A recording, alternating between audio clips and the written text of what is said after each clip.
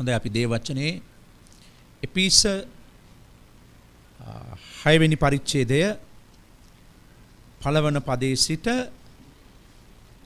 3 වන පදයේ දක්වා අපි කියවන්නට යනවා. එපිස 6 වන පරිච්ඡේදය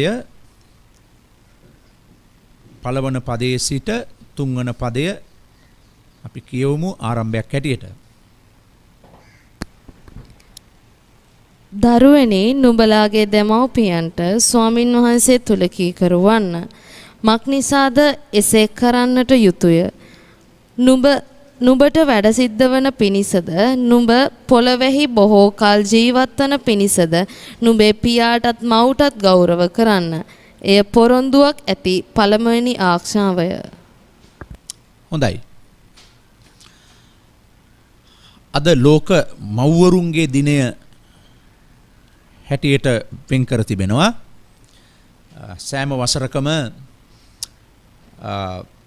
මැයි මාසයේ දෙවන සතියේ ඉරිදා දවස මව්වරුන් වෙනුවෙන් වෙන් කළ දවසක් හැටියට සැලකෙනවා. ඉතින් ලෝකේ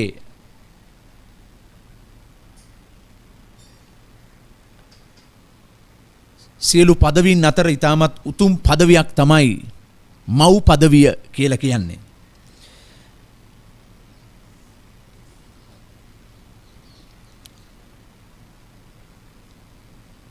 දේව වචනේ අපිට එපිස 6 වෙනි පරිච්ඡේදයේ පළවෙනි පදේ ඉඳලා 3 වෙනි පදේ දක්වා කොටසේ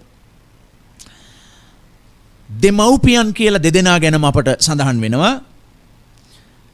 නමුත් අපි අද දවසේ අපේ අවධානය මූලික වශයෙන් යොමු කරන්නට යන්නේ මව කියන මාතෘකාව යටතේ තමයි. ලෝකේ ඊට උතුම් වැදගත් පදවියක් මම ඔබට කිව්වා මව් පදවිය. අපි ජීවත් වෙන්නේ පාපයට වැටුණු ලෝකයක පාපිෂ්ඨ ශරීරයක් සමග.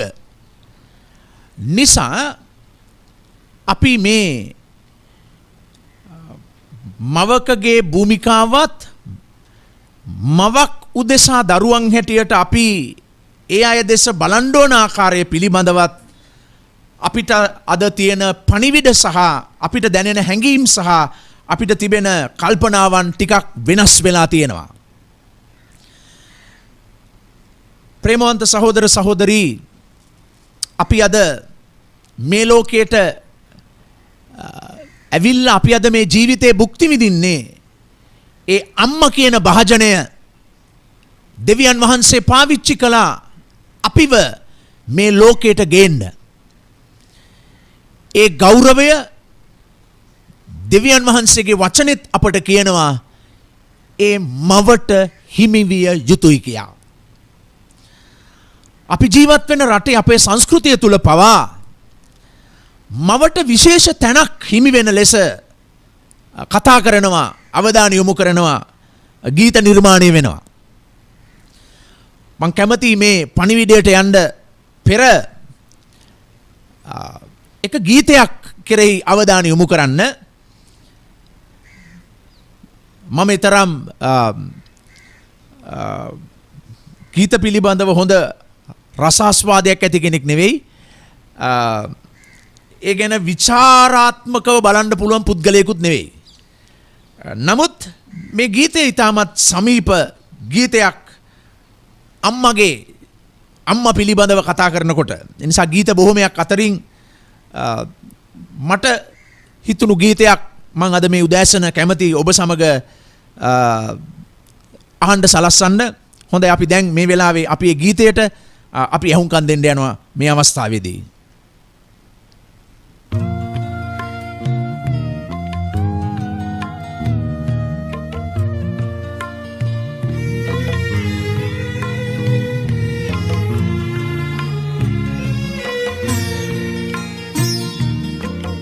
කඳුළු හිලා නෑඹිලියට සහල් කරන අම්මා සුසුම් හිලාගෙන තලුගෙන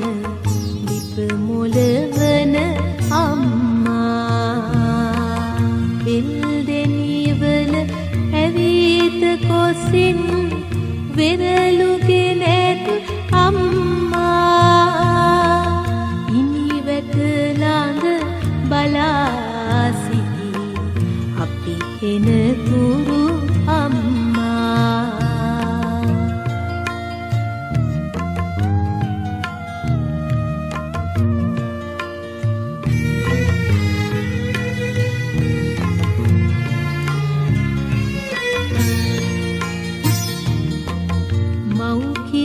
බිඳෙන් බිඳ දෙතොලට පොවාලා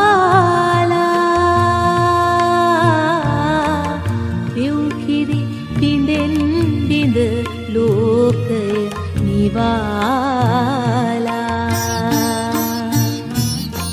සක්විතිවයන් යැයි සිඹ සිඹ කියාලා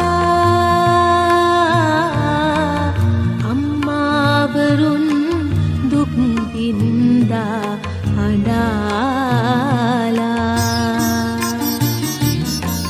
කඳුළු හෙලා නෑඹිලියට සහල් කරන අම්මා සුසුම් හිලා ගිනි දළුගෙන ලිප මොළවන අම්මා විල් දෙනිවන ඇවිත කොසින් වෙරළුගෙන ඇත් අම්මා ඉනිවැට ළඟ බලා සිටි අපි එනතුරු අම්මා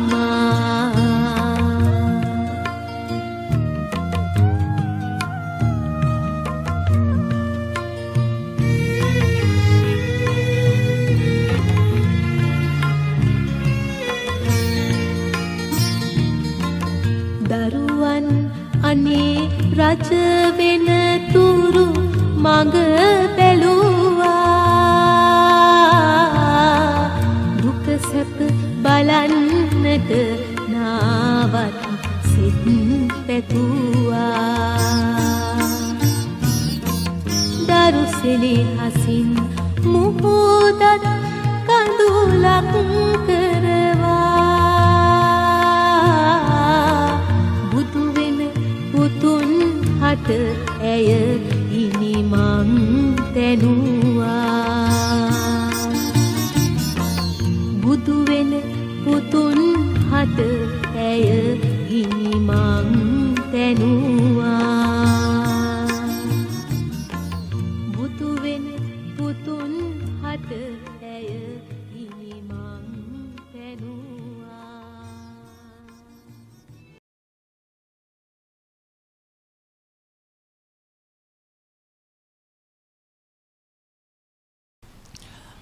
මේ වගේ බොහෝ ගීත අද අපගේ මව්වරුන් වර්ණනා කිරීම සඳහා මව්වරුන් පිළිබඳ ගුණ ගීතයන් හැටියට අපිට අහන්න දකින්න ලැබෙනවා. ප්‍රේමවන්ත සහෝදර සහෝදරි අපි කවුරුත් මේ ලෝකයට ඉපදෙන්නේ මගේම අම්මගේ කුසේ අම්මගේම ඇඟේ කෑල්ලක් කොටසක් හැටියට තමයි අපි හැම කෙනෙක්ම මේ ලෝකයට පැමිණෙන්නේ. ඒ අම්මගේ ඇඟේ කොටසක් හැටියට මම එල්ලිලා සිටිනකොට ඒ අම්මා ලබා ගන්න ආහාර තමයි මගේ ජීවිතයට ආහාරයක් බවට පත් උනේ. ඒ කන කෑම ඇය පාලනය කරගත්තා. ඒ මං ගැන හිතලා ඒක මට බලපායිද කියලා කල්පනා කරලා තමයි ඒ අම්මා කෑම වේලක් ගත්තා නම් ඒක ගත්තේ. යම් කෑම වේලක් වැළැක්කුවා නම් ඒක කැප කළේ ඒක මගේ දරුවට බලපායි කියලා. ඒක ගත්තා නම් ගත්තේ මගේ ළමයාට පෝෂණයක් ඒකෙන් ඇති කරයි කියලා. අන්න එතනින් තමයි මගේ ජීවිතේ දෙවියන් වහන්සේ නිර්මාණය කරලා පටන් ගන්න සලස්සන්නේ ඒ අම්මගේ කුස තුල තමයි. ගමන් බිමන් ගියේ මං ගැන හිතමින් මට අනතුරක් වෙයිද කියන කල්පනාව තුල තමයි ඒ අම්මා මාව කුසේ දරාගෙන යම් ගමනක් බිමනක් යනවද නැද්ද කියලා තීරණය කළේ. ඒ ඇඳුම් අඳිනකොට කල්පනා කළා දැන් මගේ දරුවා මගේ කුසේ ඉන්නවා. ඒ නිසා මගේ මේ ඇඳුම් මගේ දරුවට බලපායිද? ඒක අනතුරක් වෙයිද කියන කල්පනාව තුල තමයි අය ඇඳුම් අඳින්න පවා වෙන් කරගත්තේ. බොහෝ දේවල් කැප කළා, බොහෝ දේවල් දරාගත්තා, බොහෝ දේවල් වැය කළා අපිව මේ කුස තුල දරාගෙන සිටින කාලයේදී පවා. ඇගේම ලේ කිරට හැරෙනවා අපිට බොන්න දෙන්න. ඒක තමයි අපේ ආහාරය උනේ. ඒකෙන් තමයි අපි ලොකු නෝන කෙනෙක් මහත්තයෙක් වෙලාද ජීවත් වෙන්නේ.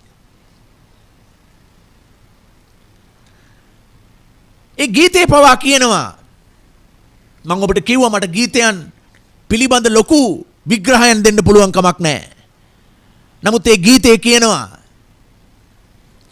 ඒ අම්මගේ එකම පැතුම උනේ මගේ දරුවා ලොකු මහත්තයෙක් වෙයි කියලා, ශක්තිවිති කෙනෙක් වෙයි කියලා.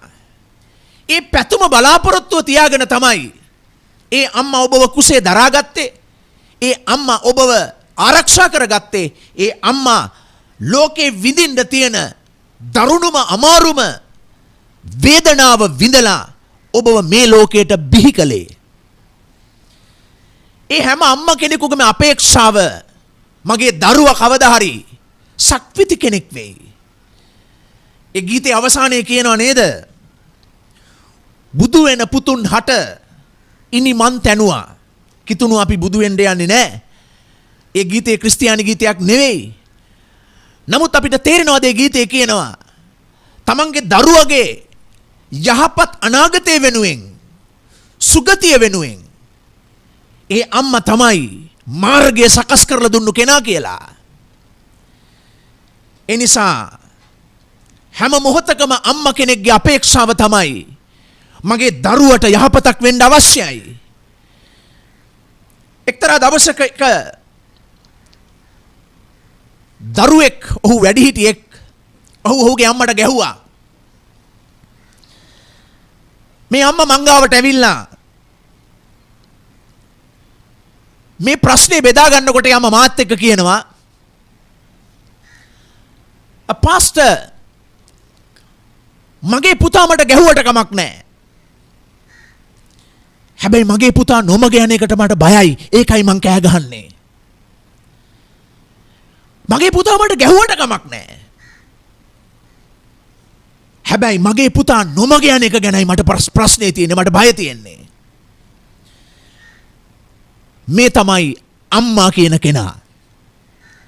ප්‍රේමවන්ත සහෝදර සහෝදරී, අපි දේව වචනයට ආවම අපිට පේනවා පාවුල්තුමා එපිස 6 වෙනි පරිච්ඡේදයේ පළවෙනි පදේ අපිට අවවාද කරනවා, දරුවෙනි නුඹලාගේ දෙමව්පියන්ට ස්වාමින් වහන්සේ තුල කීකරු වෙයන්ලා. පළවෙනි දේ ඒකයි. මේක මම විශ්වාස කරනවා පාවුල්තුමා මේක කියන්නේ දෙමව්පියන්ගේ පාලනය තුල සිටින දරුවන් හටයි කියන එක මම විශ්වාස කරනවා. තවමත් ඔබ ඔය අම්මගේ තාත්තගේ පාලනය තුල ජීවත් වෙන දරුවෙක් නම් මේකයි ඔබට අදාළ දේ. ඔබගේ කොටස ඔබගේ අම්මට කීකරු වෙන එක. අපි අවධානය යොමු කරන්නේ දෙමව්පියන් අම්මා තාත්තා දෙදෙනාම ගැන නොවේ. අද දවසේ අපේ මව ගැන අපි අවධානය යොමු කරන්නේ. දරුවන් ලොකු වෙනකොට හිතන දෙයක් තමයි අපි දැන් ලොකුයි. ඒ නිසා අපිට තනියෙන් තීරණ ගන්න පුළුවන්. නමුත් පෙර අපි අම්මගේ අතේ එල්ලීගෙන තමයි අපි හැමදේම කරන්නේ. මුලින් අම්මගේ ඇඟේම කොටසක් කෑල්ලක් හැටියට තමයි අපි බිහි වෙන්නේ, අපි උපදින්නේ. අපි මේ ලෝකෙට බිහි වුණාට පස්සෙත් අපි අම්මගේ ඇඟිල්ල එල්ලීගෙන තමයි ඒ බැඳීම තමයි අපිට තියෙන්නේ. ඒ නිසා අපි කාලයක් යනකම් අපි විශ්වාස කරනවා තවමත් අපි අම්මගේ ඇඟේ කොටසක් කියලා. ඒ නිසා තමයි අම්මා කෙනෙකුට දැඩි ඇල්මක් දරුවෙක්ගෙන් ඇති වෙන්නේ. ඉතින් කාලයක් ගත වෙනකොට දරුවන්ට ඔවුන්ගේ වර්ධනය සමග ඔවුන් ස්වාධීන වෙන්න පටන් ගන්නවා. ඔවුන් නව යොවුන් වියට ළඟා වෙනකොට ඔවුන්ටත් එක්තරා විදියක වැඩිහිටි වියට පැමිණීමේ ආසන්න අවධියට එනකොට පෙරතියාම ඔවුන් වැඩිහිටි හැටියට හිතන්ද පෙරතියාම වැඩිහිටියන් වගේ හැසිරෙන්න උත්සාහ දරනවා. නමුත් ඔබ වැඩිහිටියෙක් නෙවෙයි, ඔබ දරුවෙක්. ඒ නිසා ඔබ තේරුම් ගන්නට අවශ්‍යයි ඔබගේ මවට සවන් දෙන්නට, ඔබගේ දෙමව්පියන්ට කීකරු වීම දරුවන් හැටියට ඔබගේ වගකීම දෙවියන් වහන්සේ ඒක ඔබට අනකර තිබෙනවා. පවුල්තුමා මේ කොටස උපුටා ගන්නේ ද්විතීය කතාව පොතේ, එහෙම නැත්නම් නික්පයාම පොතේ 20 වෙනි පරිච්ඡේදයෙන්. අපි දන්නවා දසපනතේ මූලික පනත් අතර එකක් තමයි තමන්ගේ දෙමව්පියන්ට ගෞරව දැක්වීම, දෙමව්පියන්ට කීකරු වීම. එනිසා දරුවෙනි, ඔබ තේරුම් ගන්න අවශ්‍ය වැදගත් දෙයක් තමයි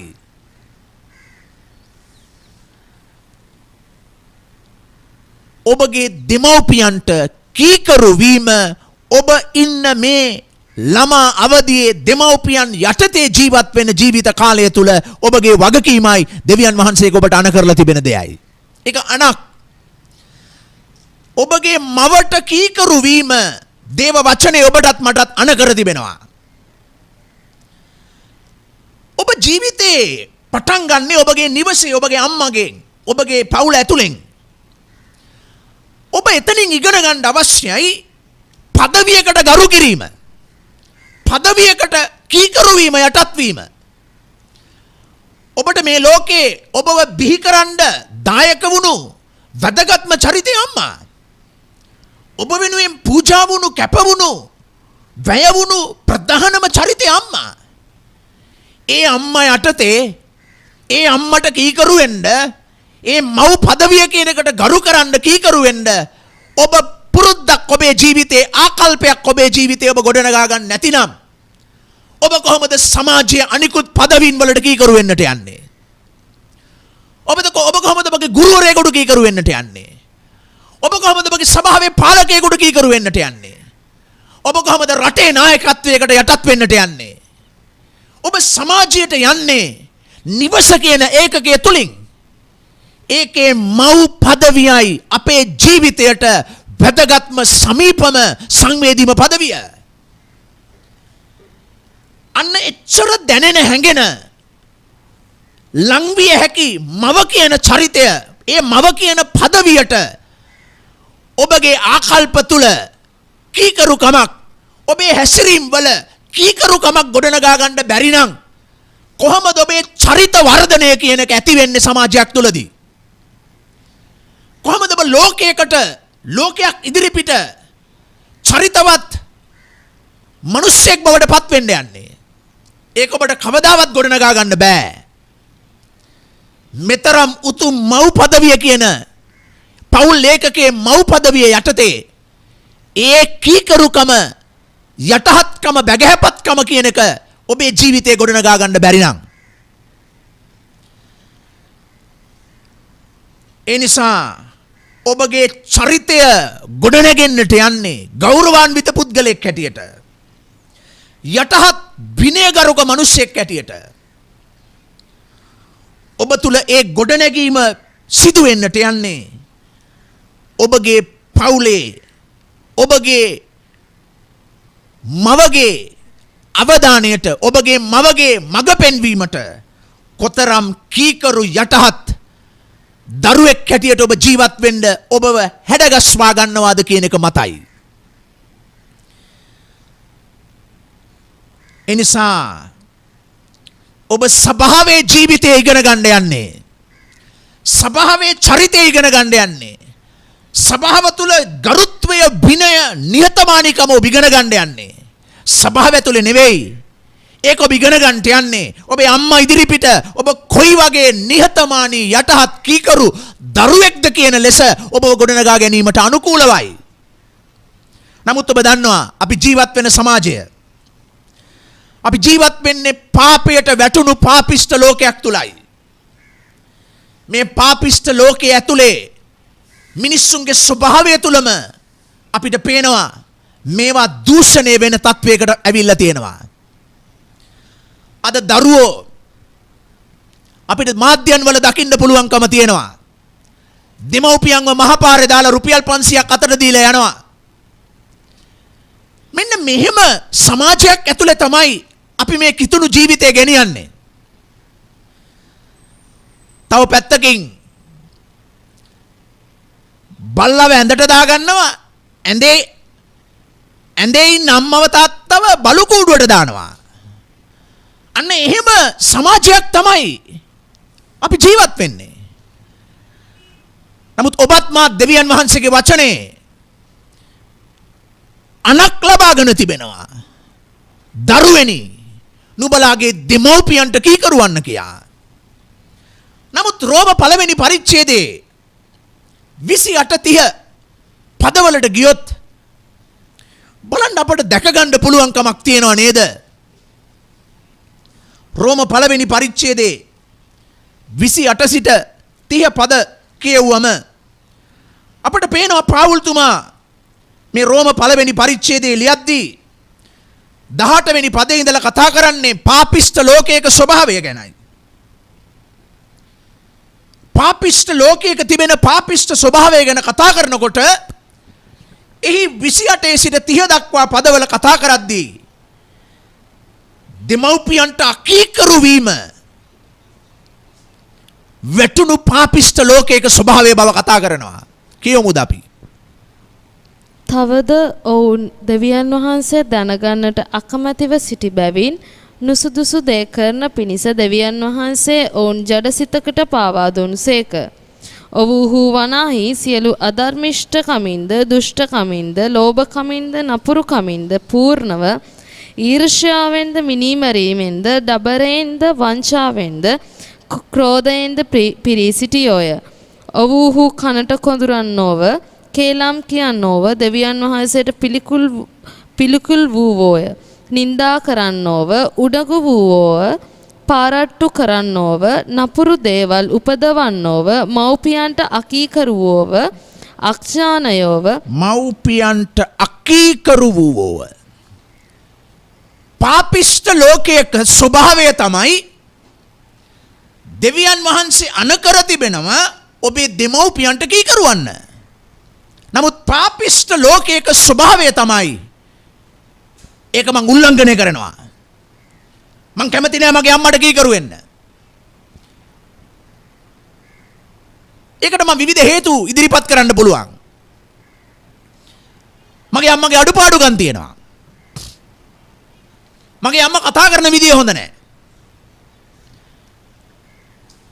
මගේ අම්මා මාව තේරුම් ගන්න නෑ. දැන් මේ විදිහේ විවිධ හේතුන් අපි ඉදිරිපත් කරන්න පුළුවන්. මවට අකීකරු වීමෙන්.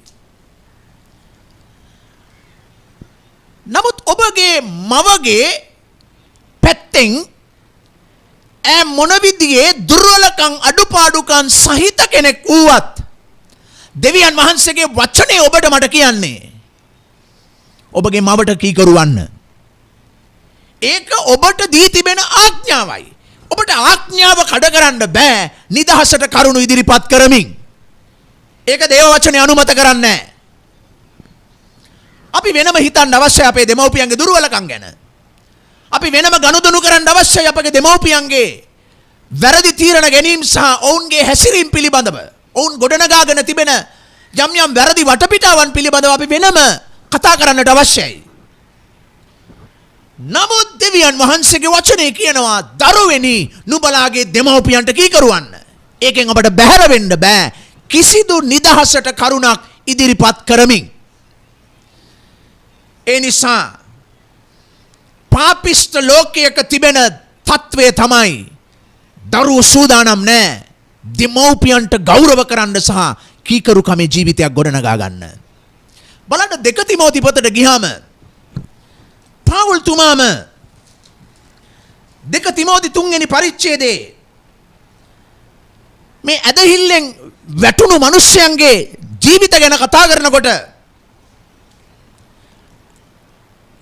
2 තිමෝති 3 වෙනි පරිච්ඡේදයේ පවුල් තුමා පෙන්නනවා ඇදහිල්ලෙන් වැටීම කලින්ම මම ඔබට හඳුන්වලා දෙනවා. මෙන්න මෙහෙමයි මිනිස්සු ඇදහිල්ලෙන් වැටුනම ජීවත් වෙන්න කියලා ඔහු ඉදිරිපත් කරන කරුණ වගේක්. බලන්න ඉදිරිපත් කරන කරුණ වලින් පළවෙනි පදයේ සිට දෙවෙනි පදයේ දක්වා කියවද්දී මේ පිළිබඳව කතා කරනවා. 2 තිමෝති 3 වෙනි පරිච්ඡේදයේ පළවෙනි පදයේ සිට දෙවෙනි පදය. නුමුත් අන්තිම දවස්වලදී අන්තරාය සහිත කාලවල් පැමිණෙන බව දැනගන්න. මක්නිසාද මනුෂ්‍යෝ තමන්ටම ප්‍රේම කරන්නෝව, මුදලට ප්‍රේම කරන්නෝව, පාරට්ටු කරගන්නෝව, උදාරම්කාරයෝව, අපහාස කරන්නෝව, මව්පියන්ට අකීකරුවන්නෝව, ස්තුතිවන්ත නොවන්නෝව, අභක්තිකයෝව, ජන්ම ස්නේහ නැත්තෝව. මේ විදියට දිගටම කියාගෙන යනවා. මිනිස්සු ඇදහිල්ලෙන් වැටෙන අන්තිම කාලේ මිනිස්සුන්ගේ ජීවිත මෙහෙම තමයි කියලා. ඉතින් පුදුමයක් නෙවෙයි. අද මිනිස්සු දරුවන් විශේෂයෙන් තමාවම වදාපු තමා වෙනුවෙන්ම ජීවිතේ වේදනාව විඳපු තමාව ලොකු මහත් කරලා ලොකු නෝන කෙනෙක් මහත්යෙක් කරන්න දුක් විඳපු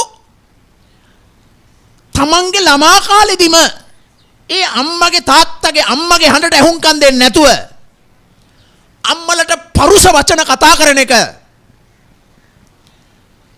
අපිට අද දකින්න පුළුවන්කම ලැබෙනවා. ඒක පුදුමයක් නෙවෙයි. මේක තමයි වැටිච්ච ලෝකයක ස්වභාවය.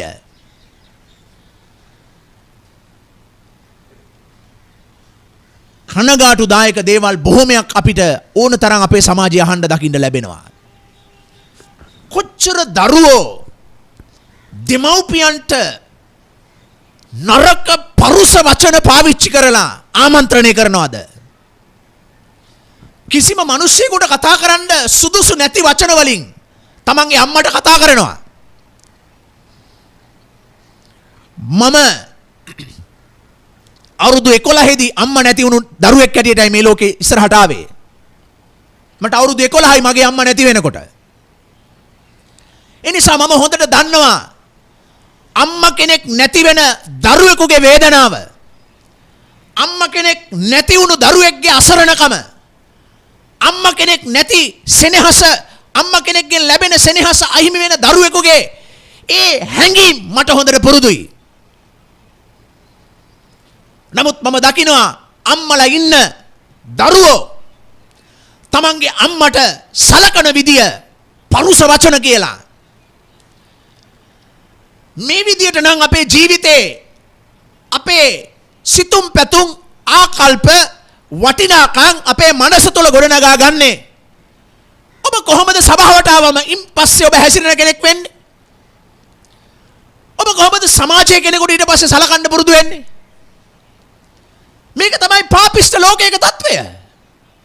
ඒ නිසා ප්‍රේමවන්ත දරුවෙනි, අපිට පුළුවන් පල්ලිය ඇතුලේ ලස්සන රඟපාන්න.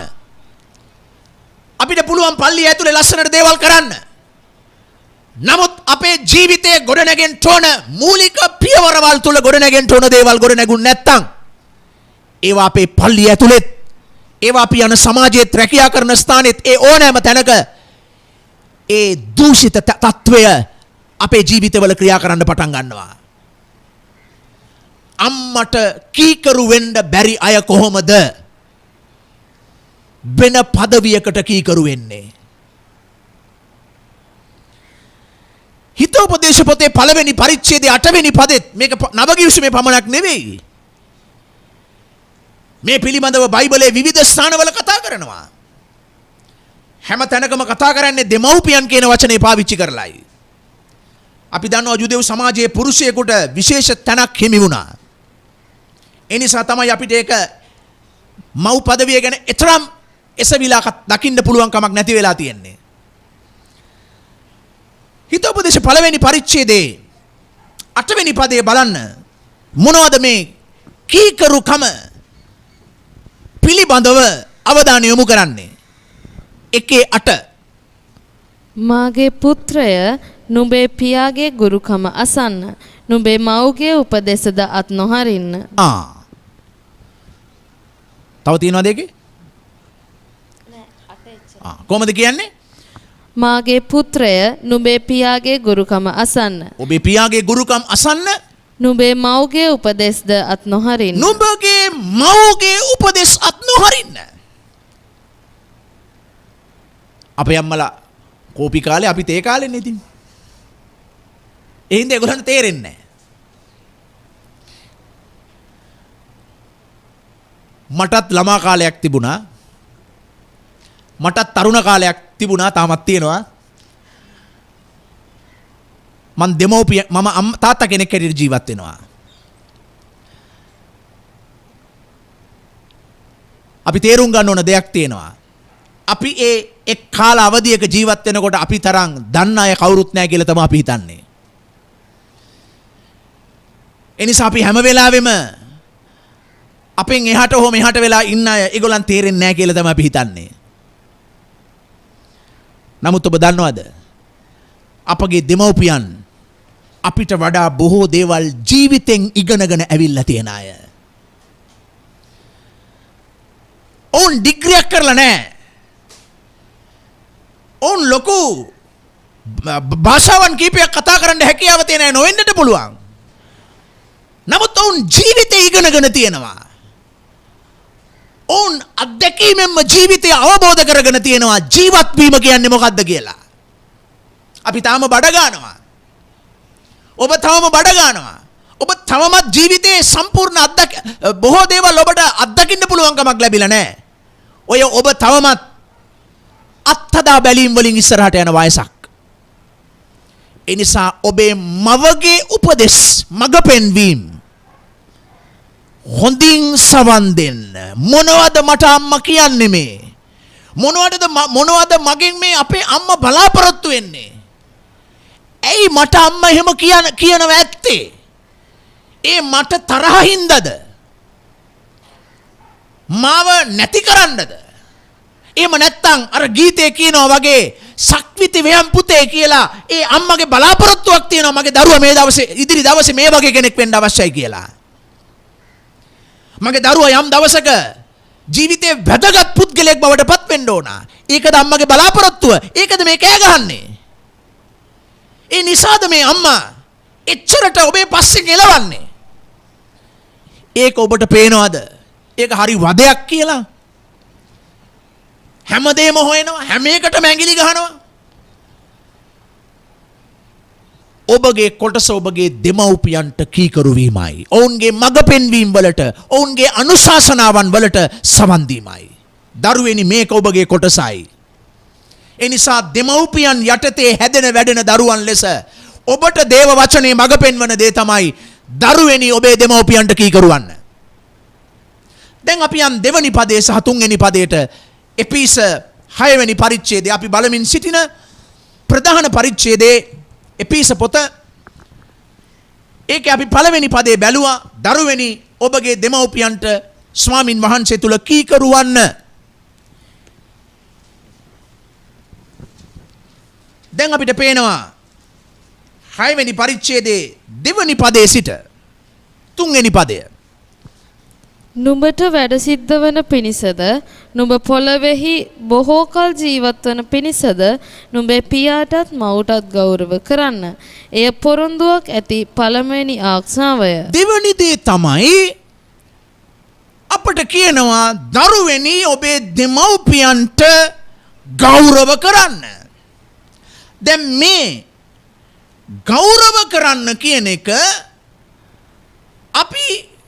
අපට වයස සීමාවකින් ඒක සීමා වෙන්න යන්නේ නැහැ. ඔබ දෙමව්පියන් යටතේ සිටියත් නොසිටියත්, ඔබ අම්මා තාත්තා ළඟ සිටියත් නැතත්, ඔබ වෙන රටක හිටියත්, ඔබ විවාහ වෙලා පවුලක් හැටියට ජීවත් වුණත් දේව වචනය අපට මඟ පෙන්වනවා අපගේ දෙමව්පියන්ට ගෞරව දක්වන්න කියන එක. ඒක තාඥාවක්. ඒ නිසා අපට බැහැර වෙන්න පුළුවන් කමක් නැහැ. තමන්ගේ දෙමව්පියන්ට ගෞරව කිරීමෙන් අපි විවාහ වුණා කියලා. අපි දැන් ළඟ නෙවෙයි ඉන්නේ, අපි දුර ඉන්නේ කියලා. ඒ නිසා දේව වචනේ අපෙන් බලාපොරොත්තු වෙනවා අපේ දෙමව්පියන්ට ගෞරව දැක්වීම. ඒ නිසා වැඩි අපි දරුවෝ හැටියට සැලකුවොත් අපේ දෙමව්පියන් ඔවුන් වයසක වයෝවෘද්ධ අය බවට පත් වෙනකොට දරුවන්ට එතරම් ගරුත්වයක් දෙමව්පියන් කෙරෙහි නැති වෙන්න පුළුවන්. නමුත් අපි තේරුම් ගන්න අවශ්‍ය දෙයක් තියෙනවා. දේව වචනේ අපි හැමෝටම එක ලෙස අවවාද කරනවා. ඔවුන්ට ගරු කරන්න.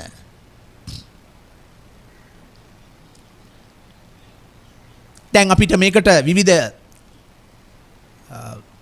මේකට නිදහසට කරුණු අපිට තියෙනවා. මගේ අම්මා අපිට මුණ දෙන්න පුළුවන් දේවල්ද කළේ සමාජයේ? එයා දැනගන්න ඕනේ එයාගේ ගරුත්වය රැකගන්න. ඊළඟට කියන්න පුළුවන් අපේ අම්මලට ගරු කරන්න පුළුවන් විදියට නෙවෙයි අපේ අම්මලා අපිව බලාගත්තේ පොඩි කාලේ ඉඳලා. ඒගොල්ලන්ගේ ලෝකවල ජීවත් වුණේ. ඒගොල්ලෝ කරන්න තියෙන හැමදේම කළා. අපි කුඩා කාලේ ඉඳලා අපි අසරණුනේ අපේ දෙමව්පියන්ගේ වැරදි නිසායි. දැන් මේ විදිහේ දේවල් අපි ඉදිරිපත් කරලා අපිට පුළුවන්කමක් තියනවාද බයිබලයේ අපට අනකරන ආඥාවට පිටින් යන්න? අම්මා වැරදි කළ නිසා, අම්මා අවකල් ජීවිතයක් ගත කළ නිසා, අම්මගේ ජීවිතයේ යම් වෙනත් දුර්වලකම් අවබෝධයක් නැතිකම් නිසා අපිට සැලකුවේ නැහැ කියලා අපිට බයිබලයේ කියනවාද දැන් ඒ නිසා එහෙමනම් උන්ට ගරු කරන්න එපා කියලා? ඒ කවදාවත් එහෙම කියන්නේ නැහැ. දේව වචනේ අපිට ඉතා පැහැදිලිව කියන්නේ ඔබ බාල අවදිය කෙනෙක් වුණත්, ඔබ වැඩිහිටියෙක් ලෙස ජීවත් වුණත්, ඔබට සිටින ඔබගේ මවට ගෞරව කරන්න කියන එක අපෙන් බලාපොරොත්තු වෙන දේව වචනේ. ඒක අපි කළ යුතුයි. ඒකෙන් අපිට බැහැර වෙන්න පුළුවන් කමක් නැහැ කවදාවත්.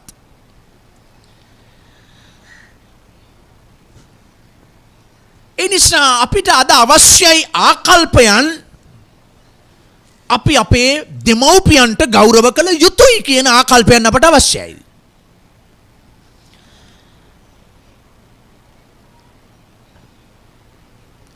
අර මම මුලදී කතා කළා වගේම මේ ගැනත් අපි මේ විදියට කල්පනා කරොත් කොතරම් වැදගත්ද කියලා බලන්න. ඒ මව් පදවියට ගරු කරන්න බැරි නම් අපි කොහොමද අනිකුත් පදවින් වලට මේ ලෝකේ ගරු කරන්නේ? අපේ ගෙදර අපිව මෙච්චර රැක බලාගෙන අපිව මෙච්චර බලාපොරොත්තුවකින් ගොඩනගන අම්මා කියන ඒ මව් පදවියට ගෞරව කරන්න බැරි නම්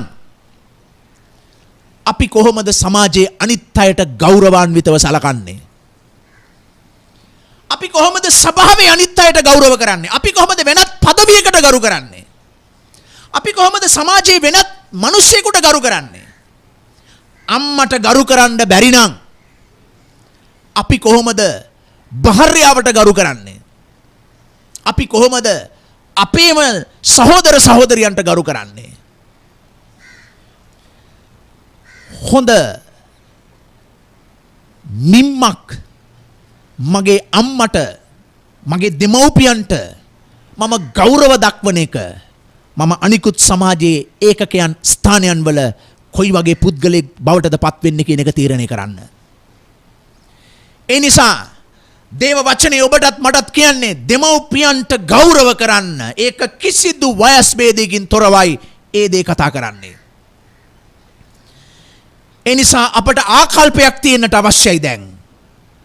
මගේ අම්මා මොන විදිහේ අඩුපාඩුකම් තිබුණු කෙනෙක් වුණත්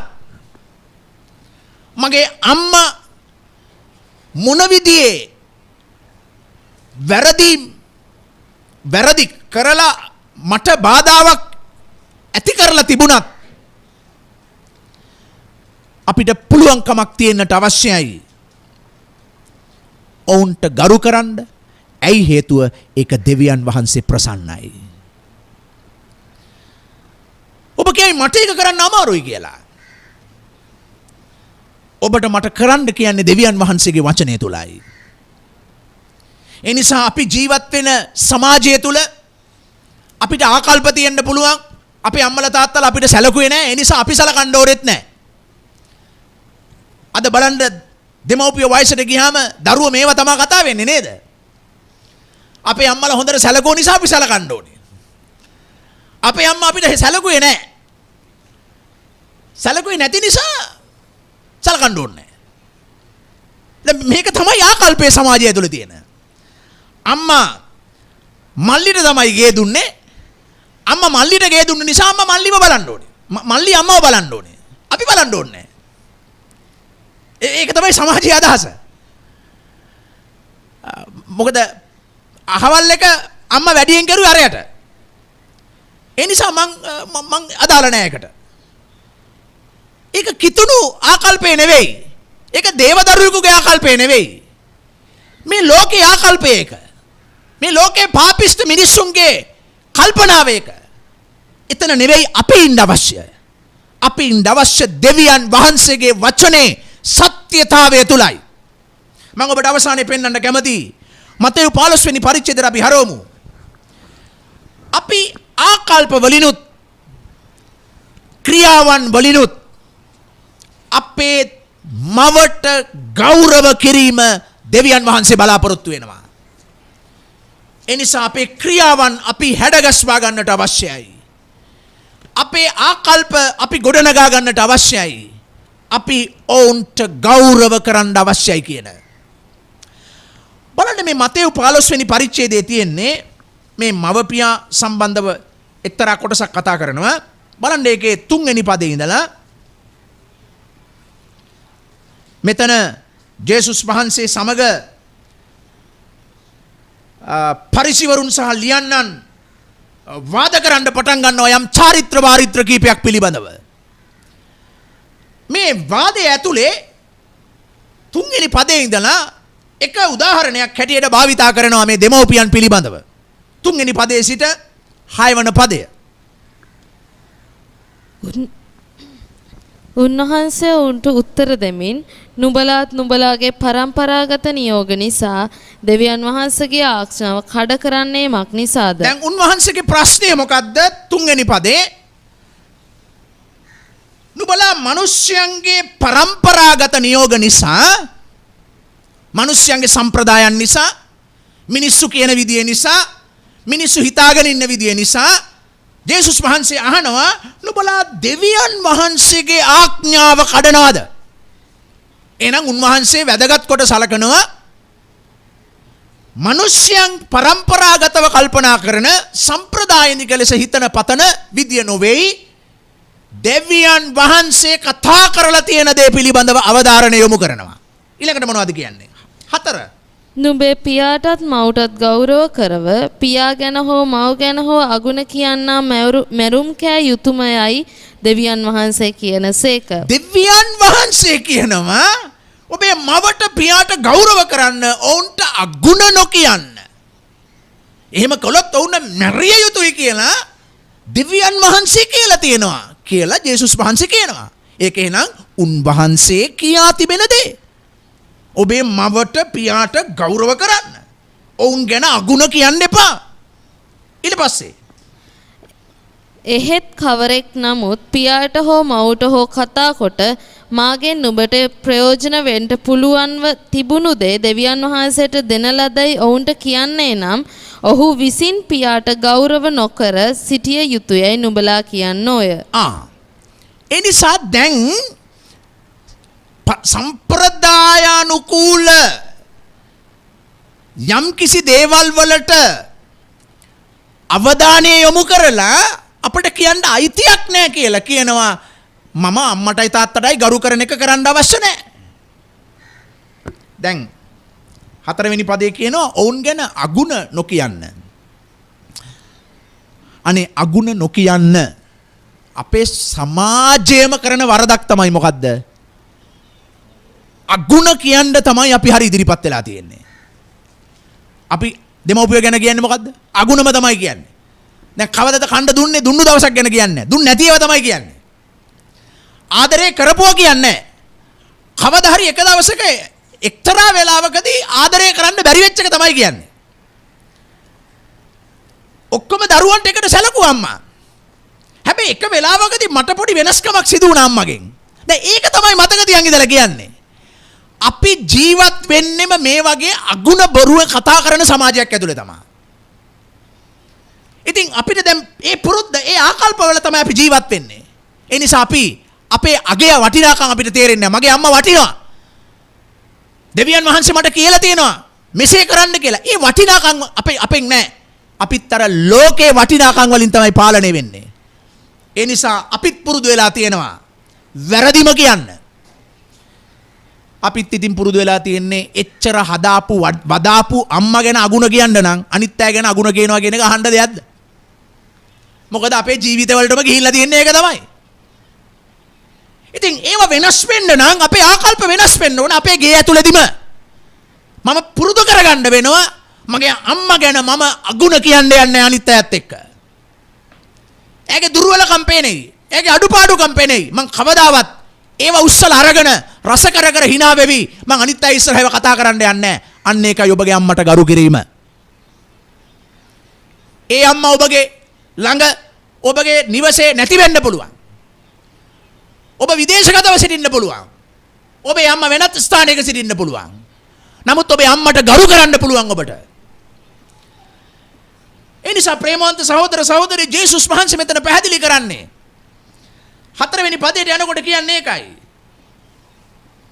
ඔවුන් ගැන අගුණ කියන්න එපා.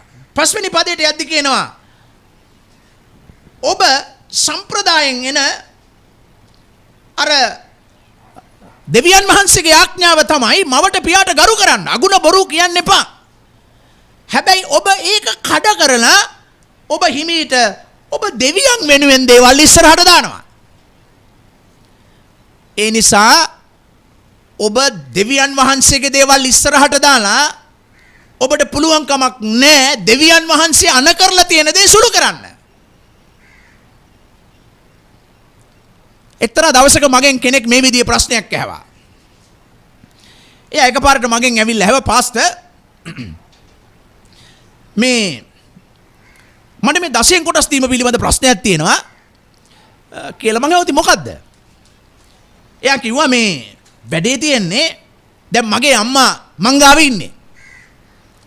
මගේ අම්මා චූටි කාලේ ඉඳලා අපිව බැලුවේ නැහැ. බලන්නකො ඉතින් මොනවා කරන්නද මේ මම ටිකක් ඉතින් හොඳට ඉන්න නිසා ඔක්කොම ටික මං ගාවට ගෙනල්ලා දැම්මම යාව. දැන් ඉතින් බලන්නකො වෙලා තියෙන දේ මං තමයි දැන් එයාව බලන්න වෙලා තියෙන්නේ. අනිත් අය කවුරුත් බලන්න එච්චර උනන්දුවක් නැහැ. දැන් ප්‍රශ්නේ තියෙන්නේ මොකද්ද පාස්ටර්?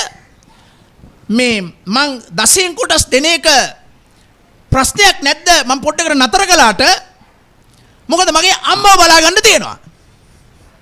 මොකද එයාටත් වැය කරන්න එපා. මං ඉතින් දැන් මේක පිළිබඳව ක්‍රිස්තියානි දේව වචනේ දේව ධර්මයේ කිතුණු සභාවන් වල ඔබට කොයි අවබෝධයන් තිබුණාද තිබෙනවාද කියන එක ගැන නෙවෙයි මම දැන් අවධානය යොමු කරන්නේ. මගේ කල්පනාවෙන් මං එයාට කිව්වේ මොකද්ද? ඔබ කැමති ලෙස එසේ කරන්න. තව කෙනෙකුට මේක කියන්න පුළුවන් ඔබ වැරදි කියලා, තව කෙනෙකුට කියන්න පුළුවන් ඔබ තේරුම් ගන්න බැරි කතාවක් කියලා තියෙනවා කියලා. කෙසේ හෝ ඔබ ඒක විවේචනය කළාට මට ප්‍රශ්නයක් නැහැ. නමුත් මම කිව්වා ඔබ කැමති ලෙස ඔබ කැමති දේ කරන්න. දැන් මට මම සසල උනේ මම දෙන උත්තරේ පිළිබඳව නෙවෙයි. මම සසල උනේ තමන්ගේ අම්මව බලා ගන්න එක ගැන මොකද්ද තියෙන ආකල්පය කියන එක ගැනයි. මම සසල උනේ ඒක ගැන. මට දෙන උත්තරේ දේවධර්මීකද කොයි වගේද කියන එක ගැන නෙවෙයි මම කල්පනා කරේ. මම කල්පනා කරේ මොකද්ද මගේ අම්මා ගැන මට තියෙන අදහස.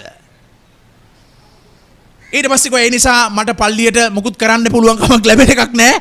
මේ මොකද මට දැන් අම්මව බලා ගන්න තියෙනවා. දෙයනේ අම්මව බලාගත යුතුයි. එයාට ගරු කළ යුතුයි. ඒක දෙවියන් වහන්සේගේ වචනේ කියලා තියෙන දෙයක්. එහෙනම් අපිට තවත් දෙයක් අරගෙන අම්මට සලකන එක වළක්වන්න පුළුවන් කමක් නැහැ. මොකද ඒක දෙවියන් වහන්සේගේ වචනේ අනුමත කරන්නේ නැහැ. ඒ නිසා ඔබට මේක තව තේරෙන භාෂාවෙන් කියනවා නම් ඔබට කියන්න බෑ මේ මොනවාද මට අම්මට අහවල් දේ කරන්න තියෙන මේ අම්මට මට සලකන්න බෑ මට යාඥා කරන්න තියෙන නිසා. අම්මට මට සලකන්න බෑ මට මේ මොනවාද මේ පල්ලියට දසෙන් කොටස දෙන්න තියෙන නිසා. අම්මව මට බලා ගන්න විදියක් නැහැ. මම මේ අහවල් තැනට අහවල් වැඩේට මම පොරොන්දුවක් වෙලා තියෙන නිසා මට එහෙම කියන්න පුළුවන් කමක් නැහැ. බයිබලයේ කියන්නේ දෙවියන් වහන්සේගේ ආඥාව කඩ කරන්න බෑ වෙනත් කිසිදු හේතුවක් ඉදිරිපත් කරලා. එනිසා ප්‍රේමවන්ත සහෝදර සහෝදරි අපි ජීවත් වෙන්නේ දෙවියන් වහන්සේගේ වචනය සුළු කරන සමාජයක. ඒ නිසා අපිට මේවායේ වටිනාකම් තේරෙන්නේ නැහැ. ඒ නිසා මොකද වෙන්නේ? අපි සභාවේ හැසිරෙන්නෙත් එහෙමයි, සමාජයේ හැසිරෙන්නෙත් එහෙමයි. මොකද අපිට එන්න ඕන දේ හරි විදියට ඇවිල්ලා නැහැ ජීවිතය ඇතුළට. ඒ නිසා අපේ වටිනාකම් දෙවියන් වහන්සේගේ වචනේ සත්‍යයන් අපි ඒ විදියටම අපේ මනසට ඇතුල් කරගන්න විට දෙවියන් වහන්සේ ප්‍රසන්න වෙනවා අපි ගැන. බලන්න කොලොසි පොතේ කියන්නේ මොකද්ද? කොලොසි 3 වෙනි පරිච්ඡේදයේ 20 වෙනි පදේ කියනවා. පාවුල් තුමාමයි මේ දේ ගැන කතා කරන්නේ. කොලොසි 3 වෙනි පරිච්ඡේදය 20 වෙනි පදය.